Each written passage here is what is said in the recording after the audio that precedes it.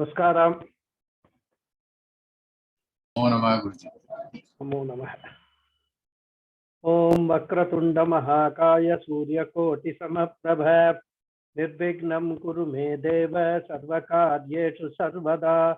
Om Shri Mahaganapataye Namaha. Om Shri Gurubhyo Namaha. Harihi Om.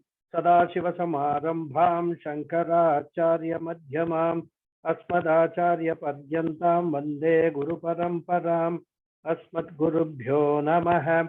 Shruti Smriti Purananam Alayam Karunalayam Namami Bhagavatpadam Shankaram Lokashankaram Shankaram Shankaracharyam Keshavam Bhadarayanam Sutra Bhashya Kritau Vande Bhagavantau Punah Punah Ishvaro Gururatmeti Murti Bheda Vibhagine Vyoma Vatyapta Dehaya Dakshina Murtaye Namaha Shri Medha Dakshinamurti Swamine Namaha. Om Sahana Bhavatu Sahano Bhunaktu Sahaviryam Karavavahai Tejasvinavadhitamastu ma vidvishavahai. Om Shanti Shanti Shanti. Harihi Om. Shri Gurubhyo Namaha. Harihi Om. Namaste once again to all of you.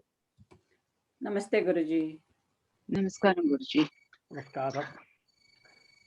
See, in the last class, during this question answer session, there was a discussion on how these desires come and how we can manage these desires in our life, which is a very important aspect of the spiritual journey now, right? Because all our scriptures talk a lot about managing the desires or curbing the desires, right? So there was a request made by some students that I should deal with this topic in a little more detail. I had given some very simple answers in the last class, so there was a request for a little more detailed exposition of this topic. So I plan to spend some time today on that. And if we get time, we will go to the topic of Atma. Otherwise, we will go take up the topic of Atma, Tattva Bodha's topic in the next class. Okay. Because this is an important topic and I really appreciate the interest of the students in knowing this. So we need to understand, the role of desires in our life, how desires are born, what are the consequences of those desires, and how to deal with them in the light of what our scriptural teachings are there. This is what I plan to deal with today, right? And at the outset, let me highlight that this topic will be interesting or relevant for only those who want to seriously pursue the spiritual goal, who want to go towards moksha, seriously go, right? The goal should be very clearly set and one should be prepared and committed to do all that is required to achieve that goal of moksha or liberation. That is a must, because nothing in our life can be achieved unless we set a goal. And in pursuit of that goal, we are prepared to sacrifice a lot of things, whatever is required. And this we have seen in so many people who are really successful in their respective fields, whether it is sports or science or anything. They have a goal. I want to reach that goal, and they are prepared to not compromise on any of the things that are required to be done for reaching that goal. Okay. For other people, general people, such topics may not make much sense. Okay. So with this disclaimer, let us enter into the topic. And there is one more important point which I want to emphasize. See, all of us, we find ourselves in a certain situation today. Because whatever may be our age, it is not like Adi Shankaracharya, when he was 5 years old, he had a desire to take sannyasa. We are not like that. We have actually entered Grihastha-ashrama, most of us, almost all of us rather. Maybe few are still in the Brahmacharya ashrama. and then they will be entering the Grihastha. So we find ourselves in a situation where we are surrounded by family, friends, relatives, all those people are there. And we have certain responsibilities and duties towards all of them. That particular aspect we must not, forget. Choosing a spiritual path as a goal of life does not mean that we shy away from all those responsibilities. That's very, very important. Those responsibilities which already we have, that should be our first priority. Whether it is responsibility towards our parents who are staying with us, old parents, some of us may be having old parents with us. We have a responsibility towards them, a duty towards them. Similarly, children are there. We have a responsibility towards the children. We have a responsibility towards our spouses. We have a responsibility towards our relatives, friends. All those responsibilities are very important. Spiritual path does not mean an escape route from all these responsibilities. That point must be very, very clear in our mind. Okay. But of course, it is a challenge.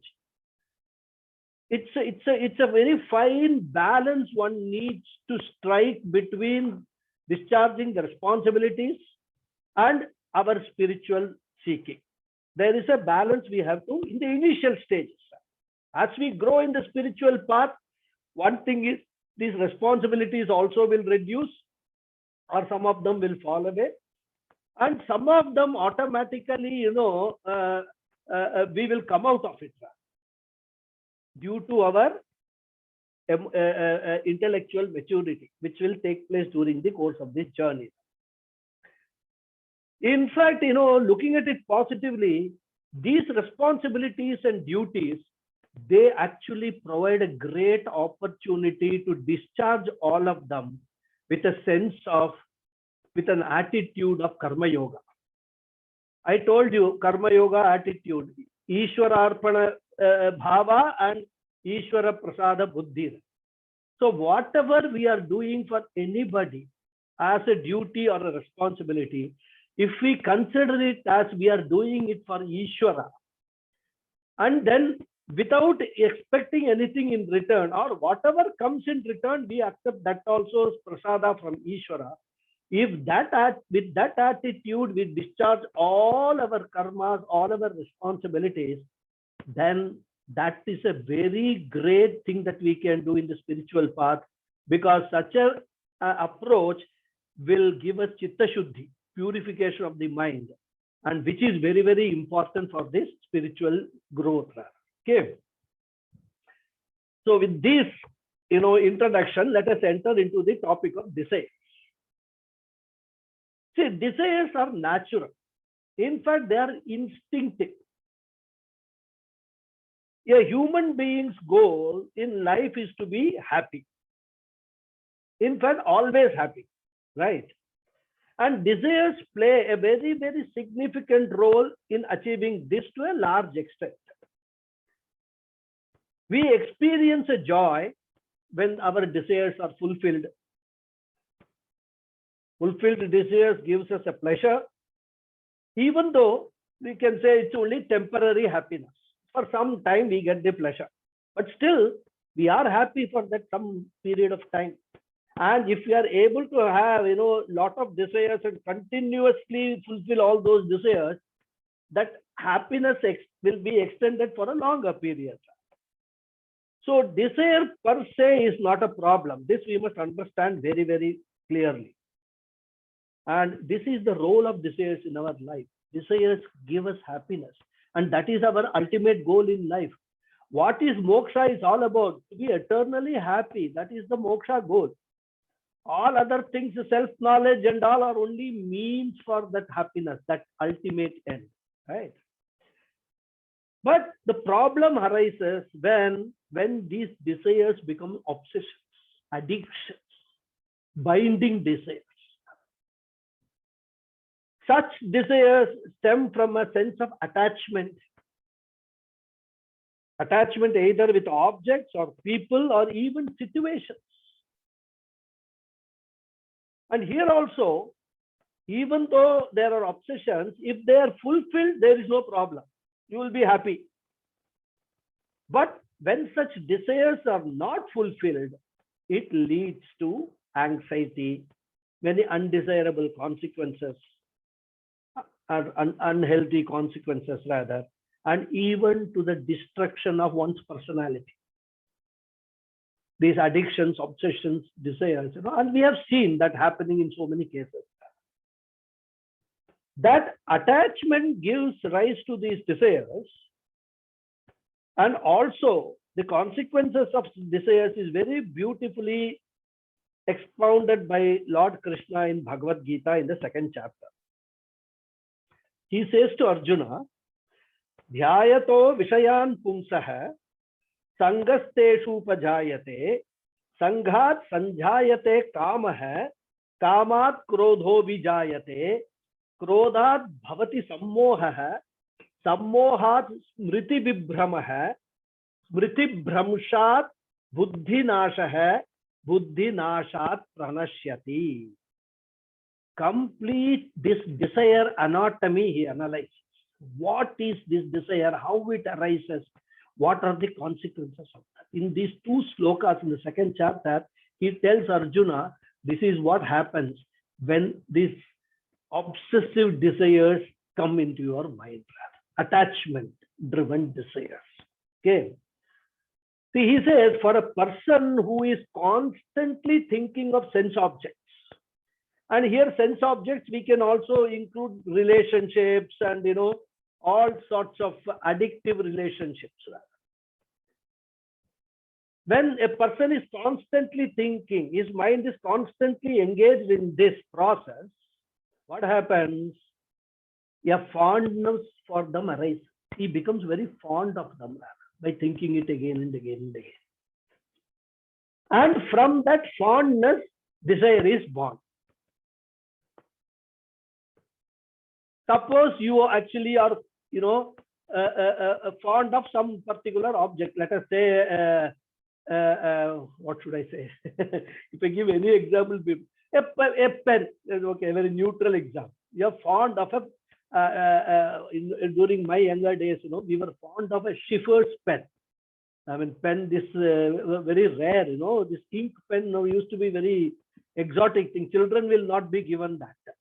They'll be given either a pencil or, this ballpoint that have started coming in the market. So they will be given. This ink pen will be a very exotic thing. Suppose, you see somebody using a pen, and what is the best, and one of the best brands, the Schiffer's. I think it is an English brand, very beautiful pen. So everybody will have, or the people who are interested, they will have a fondness for Schiffer's pen. And the more you go on Schiffer's pen, a desire to acquire that pen comes. This is how the desire is born, right? So what Krishna is saying is, when that desire remains unfulfilled, it converts itself into an anger. That is what he says. So what he is saying? He says, Dhyayato Vishayan Pumsah. Dhyayato means who was constantly thinking of it, practically meditating on that. Vishayan means sense objects. Sangasteshu Pajayate. Why does that happen? Sangaha. All those desires are happening because of attachment. Sangaha. Teshu, these desires, upajayate, they are born out of this attachment. Sangat sanjayate kamaha. And because of that, what is born? Desires are born. Kamaha sanjayate. Then, when this kamas, these desires are unfilled, krodho abhijayate, anger comes. Disappointment leads to anger. Krodhat bhavati sammoha. When a person becomes angry, he becomes totally deluded. Delusion happens naturally, because In anger, what happens? That's what he's going to say. Sammohat bhavati smriti vibramah. When a person is angry, his access to his knowledge, which is there in his intellect, is lost. Anger is like a virus attacking the knowledge which is stored in the intellect.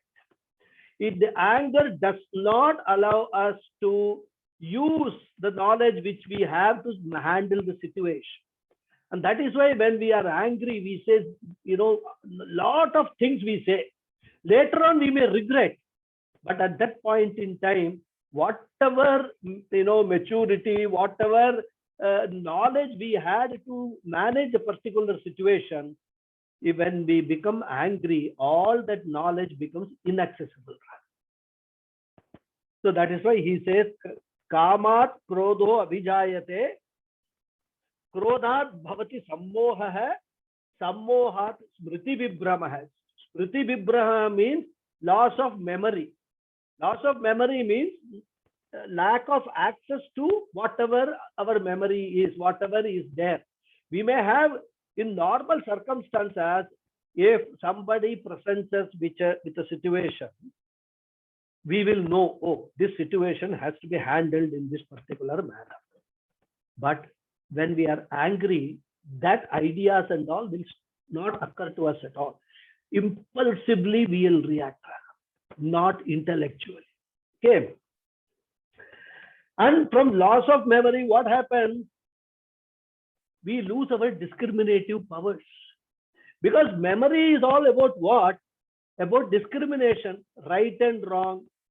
This is what I should do, this is what I should not do. That is all discriminative powers.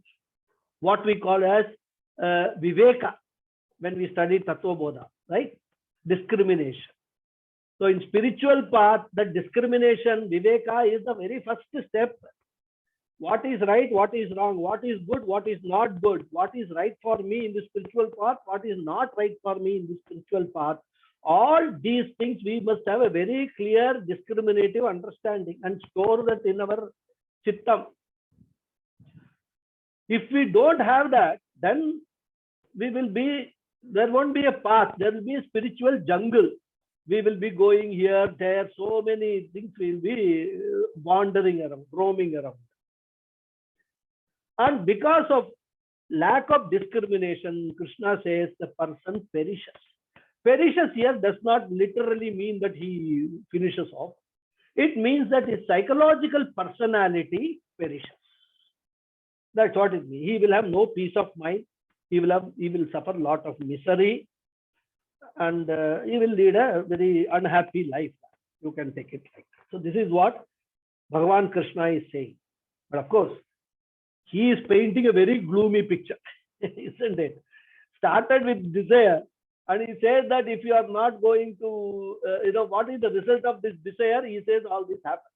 Of course, we must always remember he is talking about unfulfilled desires and desires which are obsessive desires, binding desires. He is talking about that. So we must understand the context in which Krishna is talking. And of course, from a point, he is advising Arjuna. Through Arjuna, he is advising also all the spiritual seekers, right?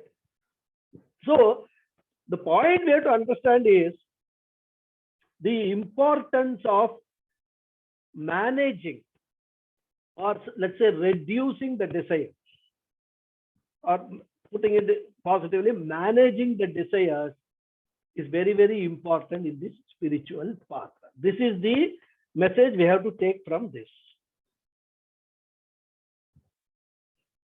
And Krishna says in the same chapter, a person who gives up all his desires, as and when they appear in the mind, he says, no, I don't want to do that. I don't want to do that. And who is happy with oneself,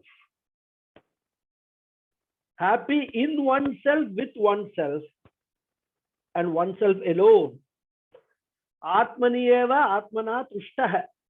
He is very happy with himself. He is not looking forward for any desire fulfillment to be happy.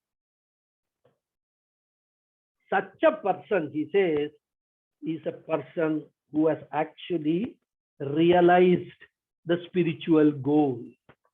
He calls him as Stita Prajnaha. That is the definition Krishna gives in Bhagavad Gita. Stita Prajnaha is one who is happy with himself. He does not need any object, any relationship, anything else to be happy. This is the difference between a jnani and a samsari. Samsari will always look outside for objects and people and events to be happy. They will look for going to world tour and all. Why? Because that will give them happiness, they feel. This fellow goes on a tour in his mind, pilgrimage, the tour through all scriptural teachings. What great rishis have said in the Upanishad, that is the tour that he undertakes. One after another, all scriptures, he studies that. And he is very happy with that. That is the ultimate realization of the spiritual goal. And that person is called Stita Prajna, or some places called Sthira Prajna also. Okay. Of course, that is the ultimate goal. We are just taking some baby steps. We are just embarking on that spiritual path. So what is important for us now is, how do we deal with these unhealthy, obsessive desires, which are a big obstacle in the spiritual path? So that is what is very more important for us, right? The first thing we have to understand is that all desires, they spur some action in us, isn't it? If we have a desire and we want the desire to be fulfilled, sitting in one place is not going to fulfill those desires. We will start acting upon all those things which are required to be done for the fulfillment of the desires. This is the first thing. That is the more and stronger the desires, the more and stronger will be the actions required to fulfill those desires. And those actions could take a lot of time and also effort on our part. That means what? We have got that much less time for the spiritual pursuit. So once we have these obsessive desires and we start pursuing them, we have already started compromising on our spiritual goal. That is why I said a person who first step is set the goal. Without a goal, you will just be wandering, meandering through all these lectures, these talks and all that. Okay, fine, one fine day, without gaining anything, we will leave this world also. So the goal fixation is very important, like in any other field. In spiritual field also, one should very clearly fix the goal. This is what I want, and I am going to travel in that path. So, as I was saying, this time available for the spiritual journey will be that much compromised by our pursuit of all these desires. So there is also a risk that in the pursuit of that, the focus can be gone, totally taken away from the spiritual path. That is finished. I mean, that is what he says, pranashyati, vinashyati. So the personality, the spiritual personality can be destroyed by, unending pursuit of these desires. As I said, it is not wrong. You can pursue it, but don't opt for the spiritual path. Don't have one leg in one boat and another leg in another boat, and eventually both the boats will be going in different directions. You can understand what will happen to your condition. That is what all the scriptures keep warning as far as desires are concerned. Okay. So reducing the desires and reducing the time and effort that we spend to on them will free up a lot of time for us to undertake a systematic and continuous study of the scriptures and the teachings, which is necessary for the spiritual journey. So first we have to understand this logic, that why desires are not to be pursued, even though they give us temporary happiness. When we are looking for a bigger goal of eternal happiness, permanent happiness, we have to sacrifice this temporary happiness for some time. And the second step is to turn our focus to outgrow the obsessive desires for sense objects and all these sense pursuits which we have, and substitute them for a desire for a higher purpose. This is another way we can do it. In fact, there's not another way. These are all these things we should do. It's not alternatives. These are all steps how to go about it. And in fact, we do this throughout our life. As a child, we are obsessed with our toys, isn't it? Even when we are not even a toddler, we are lying in the cot, the child's cot, and facing only the ceiling. And then somebody brings one rattle and shows us, we become happy, right?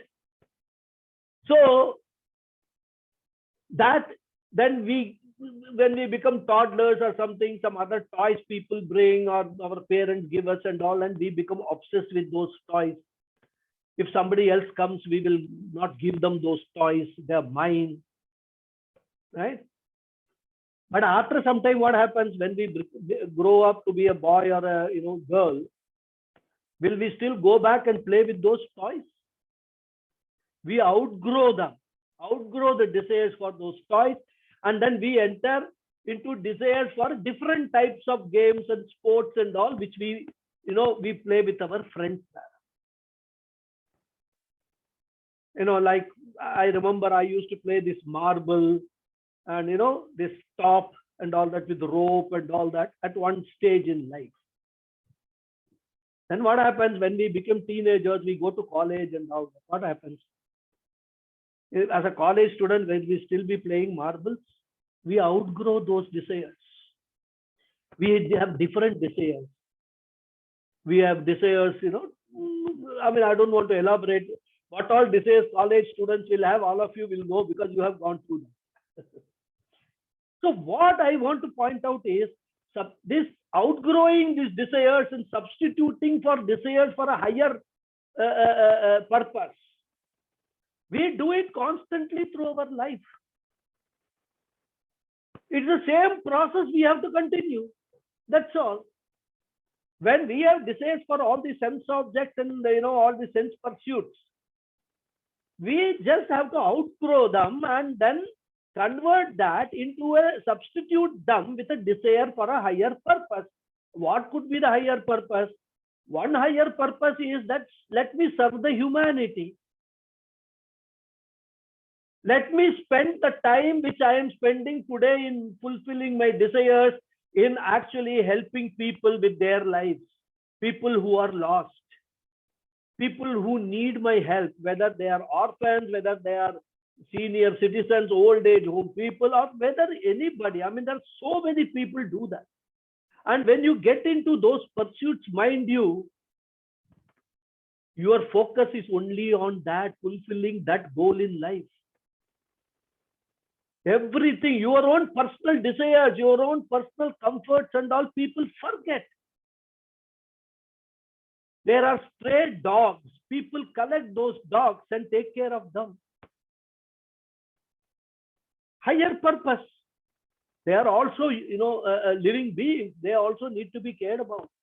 You can think of 100 such, pursuits where you can substitute your desire for these objects, sense objects and sense pursuit with a desire for a higher object. Spiritual pursuit itself is a desire for a higher object. You will not enter into a spiritual pursuit without a desire for that. So what we have to do is practically learn to substitute this with a desire for some higher purpose, some higher goal. And if we are able to do that, we will be progressing in the path of maturity, becoming more and more mature psychologically. Okay. So still, of course, all these things I talked about are in the realm of materialistic desires only, but still we can, in materialistic desire also, there is a gradation. From a purely personal desire, you make it impersonal desire. That's all. So this is possible and people do it also. It's not something very difficult for us. And it is not that we have any hatred or dvesha for the previous desires we had. They were relevant at certain particular stage in our life. We have enjoyed it, done with it. Now we are outgrown this. Now we are moving forward in our life. Well, life also, like spiritual journey, is a journey. And in life journey, one has to keep on moving from one level to another. And that is why in our Shastras, they kept these 4 stages, We discussed that, Varnashrama Vyavastha. All our problems today, especially when we become senior citizens, is we are stuck in Grihasthashrama. And Grihasthashrama, we are unable to get rid of that. And because of that, as we grow old and old, more and more problems, both psychological and physiological problems, everything starts coming. That's why Shastra said, when you have reached that stage where your children have grown up and you have discharged your responsibilities towards your children, go to Vanaprastha, withdraw. Withdraw from an active life. Spend time, devote your time towards upasana, towards meditation, towards puja, all those kind of things. And of course, after that, at that stage also, your spouse responsibility remains with you. Eventually, you take sannyasa. You take sannyasa, spouse takes sannyasa, both are become sannyasis. As sannyasis, they are no longer related to each other, no responsibility towards each other. They are responsible for their own selves. This is the path. And we have totally lost in that. So that is why all our problems in current day are there. Okay. So when we understand with Viveka that all these sense objects can give us only limited happiness, and they also run the risk of turning into a misery, or unhappy state of affairs, that will help us to outgrow those desires. So what is required? Viveka is required, discrimination is required. We have to pick up every desire for sense objects and analyze them. Is this going to give me permanent happiness which I am seeking in my life? If the answer is no, I don't want that desire to be fulfilled. Let the desire come, I will not act on it. That's all. Like that, you go on doing.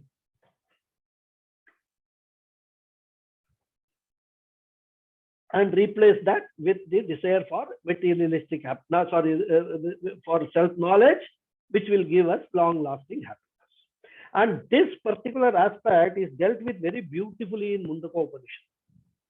It says, Pariksha lokan karmachitan brahmanaha nirvedamayat nastya kritah kritena tadvijnanartam sa gurumeva bhigachet samitpanihi srotriyam brahmanishtam. The essence of this mantra is Pariksha lokan, analyzing all the experiences in our life. Karma chitan, all this which leads to karmas, all experiences related to karmas in our life. A brahmana, a person with a discriminative understanding, who knows between nitya and anitya, what is temporary, what is permanent. Who has, we have seen this Nitya and Anitya Viveka, right? Such a person, what he does, he gains dispassion and understanding that all these material pursuits in life are finite, and I cannot expect an infinite happiness, a limitless happiness from a limited thing. This we must understand. All these things which are limited in our life, they can give us only limited happiness. If we want unlimited happiness, we have to go in pursuit of that unlimited, limitless Brahman.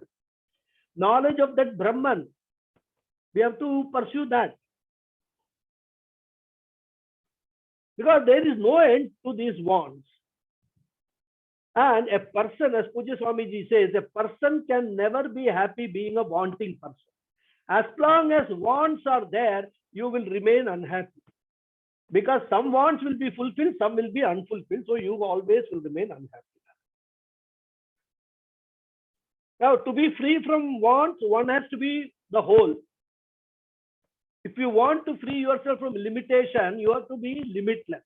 Purna. If you are already limited, if limitation is a fact, you can never convert that into limitlessness.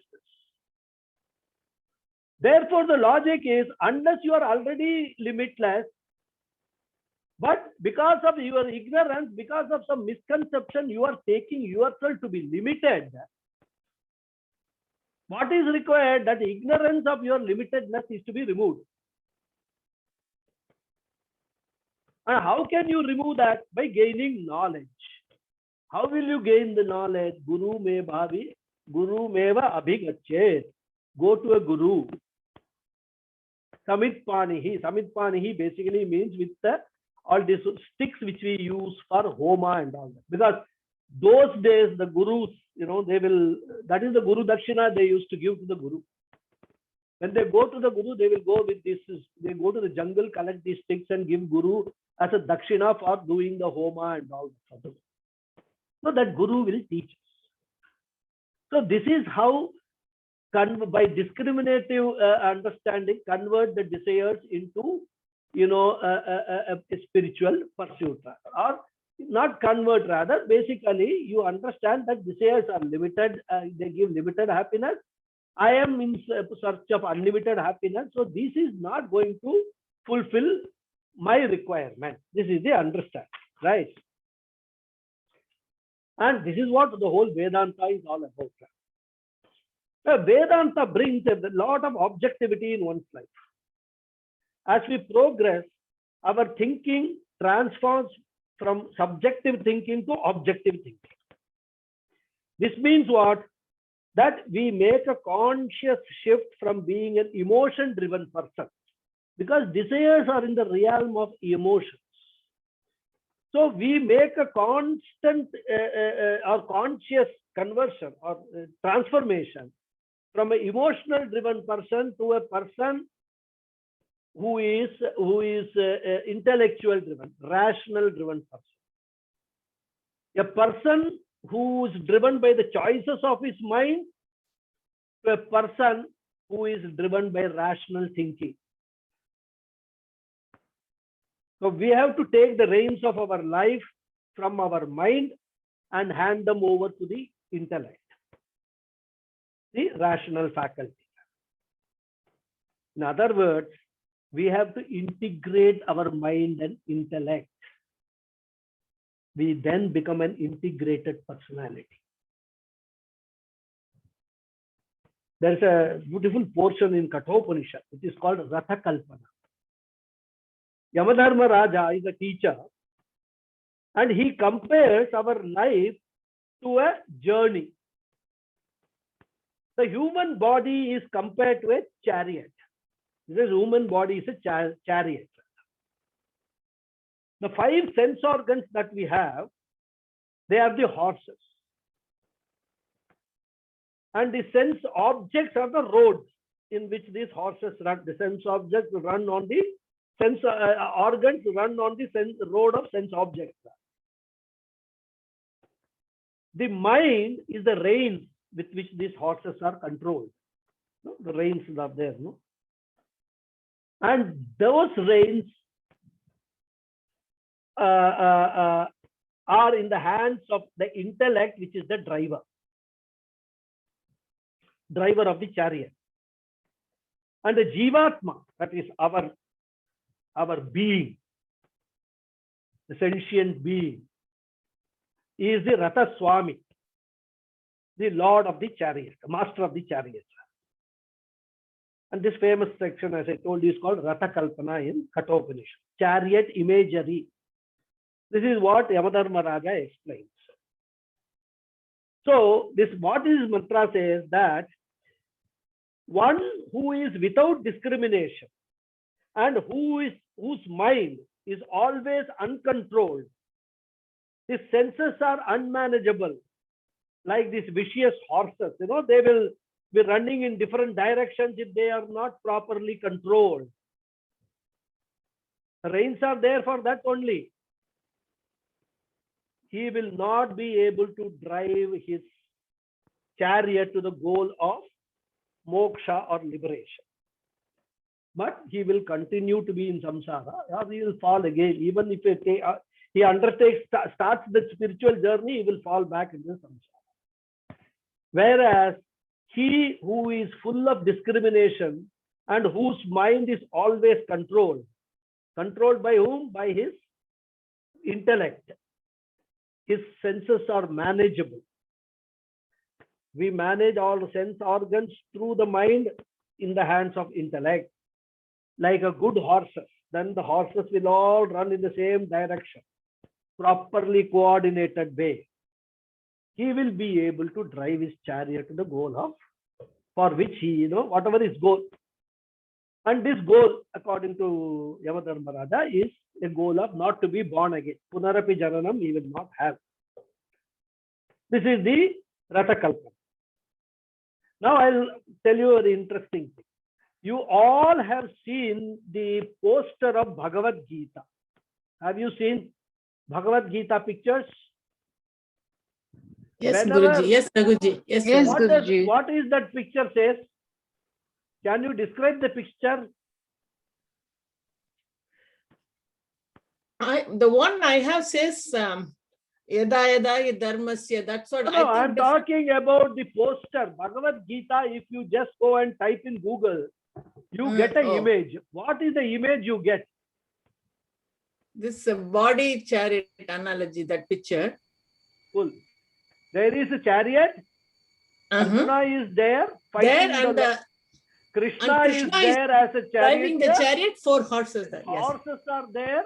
Then the reins are there in the hands of Krishna. Krishna. The entire Bhagavad Gita is the message of that picture, that imagery is the full message of Bhagavad Gita, the complete message of the spiritual path. It's such a beautiful, some artists must have conceived this from Ratha Kalpana only. That picture, according to me, has come from Ratha Kalpana, from Kathopanishad, because Bhagavad Gita contains lot of slokas which are based upon Mundaka Upanishad, Katha Upanishad and all. If you read the Upanishads, read Bhagavad Gita, you will know which are the straight away taken away from these Upanishads in Bhagavad Gita. Of course, both have been choreographed by Veda Vyasa only, so the author is the same, right? Upanishads he has actually written down for the sake of our this thing. He did not compose them. But using the Upanishad, he has composed Bhagavad Gita as a part of Mahabharata. So that's why I say all our scriptures contain ultimately the knowledge which is there in the Vedas. They are presented in different ways. So this Ratha Kalpana is very beautifully presented in Bhagavad Gita. All Bhagavad Gita is about that only. Handing over these sense organs to the mind and handing over the reins, which are the mind, to the intellect. And who is the intellect? Bhagavan Krishna. So another very important lesson. Intellect is the seat of Parameshwara. That is where the Parameshwara, Paramatma resides or is available for recognition in your body-mind complex. Hand over to that Parameshwara, that intellect.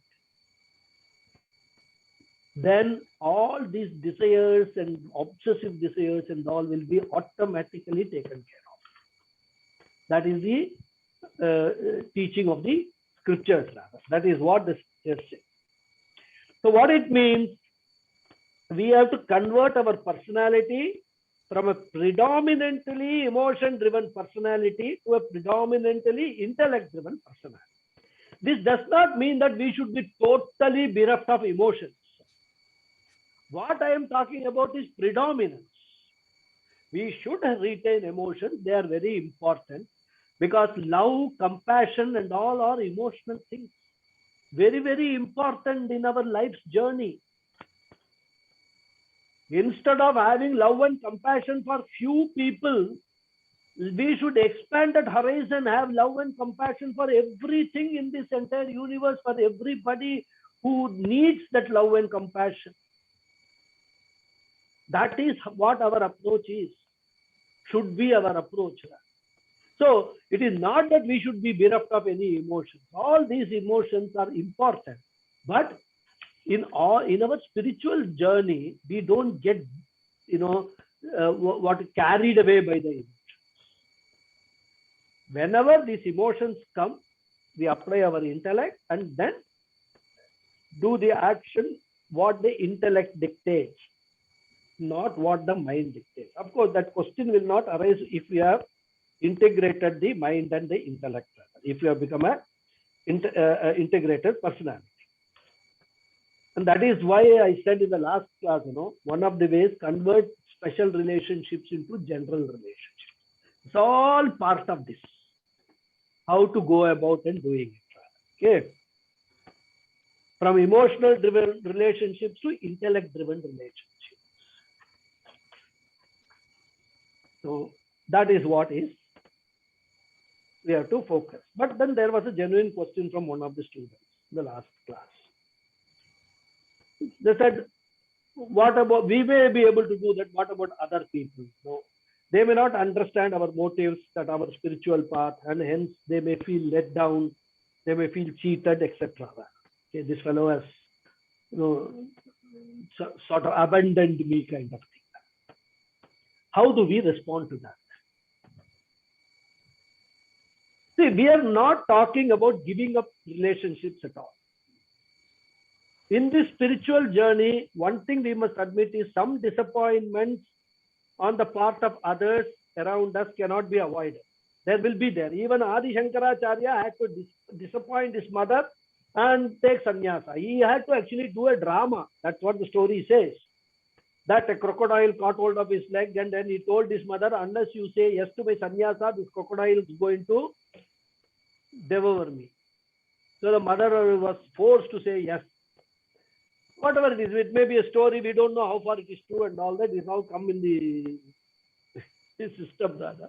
But the point is, some disappointments on the part of others cannot be avoided rather. And that is why, when what the scriptures advise is, when you come to spiritual path, formally renounce the world, become a sannyasi and then take up this. But then that is not practical for all of us, isn't it? But we need not formally renounce the world. We have to change our approach also according to the times. We can develop the attitude of renunciation within ourselves. And I have experienced when you progress in this spiritual path, it actually happens automatically. You don't need to put in any effort for it. This renunciation, this desires going away, converting special relations into general relationships. Somehow, as more and more Chitta Shuddhi keeps coming in your mind becomes more and more pure. You are able to see everything much more objectively with lot more clarity in your thinking. This is what is renunciation is about. Objective living, totally objective living. And in that you have these emotions. It is not bereft of emotions, as I told you. you develop a love and compassion for everything instead of just few people around you. Okay. Because the biggest baggage that we carry in the spiritual path is this emotional baggage, and which is a very big hurdle in this path. To that extent, we must prepare ourselves that I am going to cross this hurdle. So we have to gradually, we should not shed it in one shot, like run away from home, and shed it gradually over a period of time. As even we are, progressing in this path, we are, making ourselves more and more fit to undertake the spiritual journey. Slowly, we actually shed that baggage and convert all those special relationships into general relationships. And as I said, in general relationships, we will continue to have love and compassion for everyone. What will be missing is this mamakara. Mine, this feeling will be missing in that. We will start understanding Vasudhaiva Kutumbakam. My Kutumba, my family is not just these few people around me. This entire world is my family. And because the entire world is family, these people whom I'm talking about are also included in that. So by that token, they become my family also. And when I am praying, when I am doing anything, any action that I am doing for the welfare of the world, they will also receive that benefit of all my actions which I am doing. Because these two things, this ahankara and mamakara, are real big hurdles in spiritual path. And that is why there is always an emphasis on neutralizing the ego. Ahankara means ego. Mamakara is mindness. If I can use that, I don't know whether there is such an expression in English. Mindness. Mind. Mera. That one needs to get rid of that. And what Krishna says, Sarvatma Bhava, we have to start developing. It will develop over a period of time. Samatvam says, Samatvam Yoga Uchyate, Krishna says, right? That is what is the ultimate goal, Samatvam. Having the same kind of relationship with everybody and everyone in this world, including whom we were considering as our family. Right? So in practical terms, what we can say is one should first learn to divert one's thoughts from desire for sense objects to desire for some higher purpose. That's first thing. And I gave you, serving the community or all those things. But that should be done with a nishkama attitude. That is important. You are not expecting anything back from them. You are doing it as a service, right? And when this happens, the mind gets occupied with that desire, which is a noble desire, and moves away from the desire for sense objects.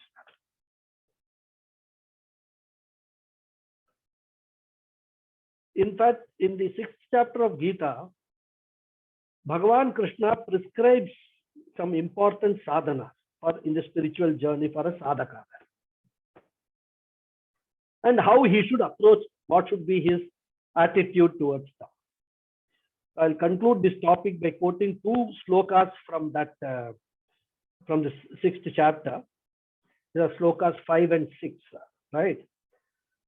It says, Uddharet Atmana Atmanam Na Atmanam Avasadhayet Atmaiva Hyatmano Bandhuhu Atmaiva Ripuratmanah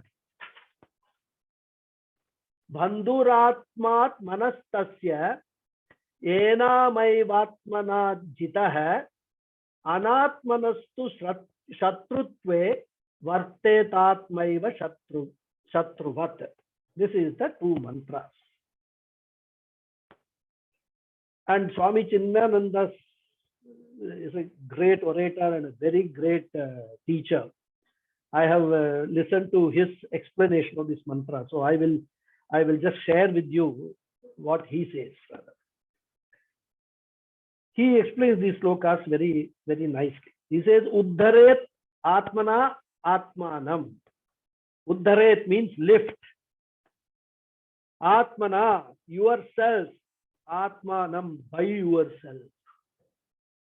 Lift yourself by yourself. Because nobody is going to help you in the spiritual path. Even a guru cannot help. Guru can show you the way, but he cannot help. He cannot take you down the spiritual path. Swami Chinmayananda says some gurus promise all this. He calls them mule gurus or transport gurus. They say, I will transport you to heaven or whatever place. A real spiritual guru will show you the path, give you the road back. Traveling you have to do yourself. Atmanam avasadhaye.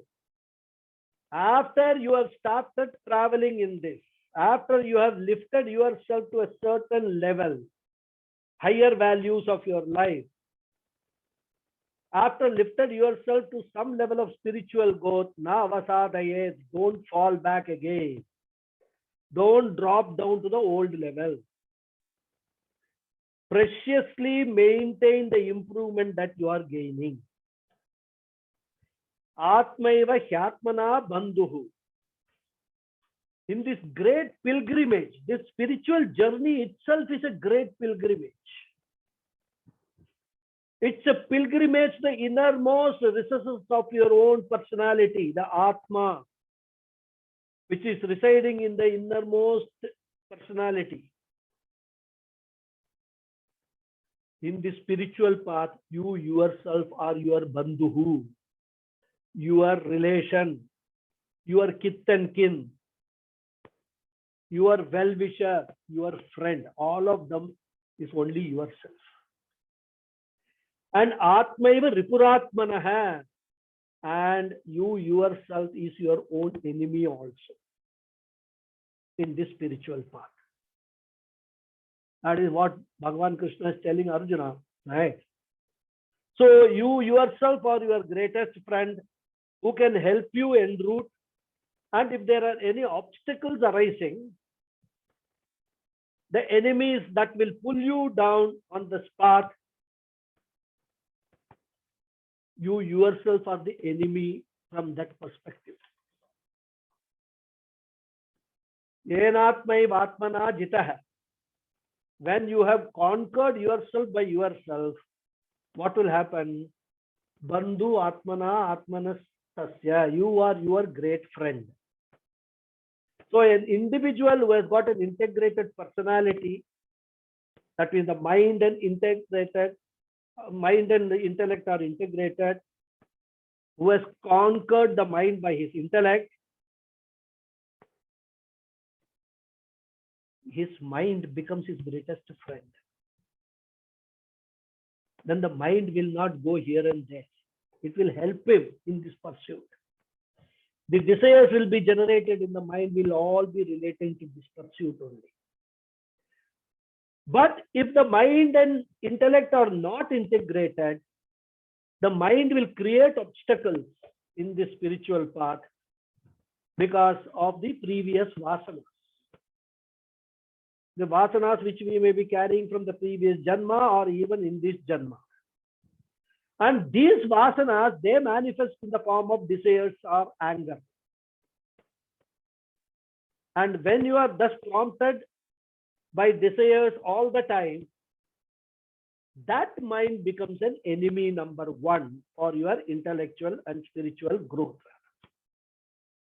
Intellectually, you want to lead a spiritual path, but you will not be allowed to take one step in that path because your mind is not integrated. And therefore, your mind creates all disturbances for yourself.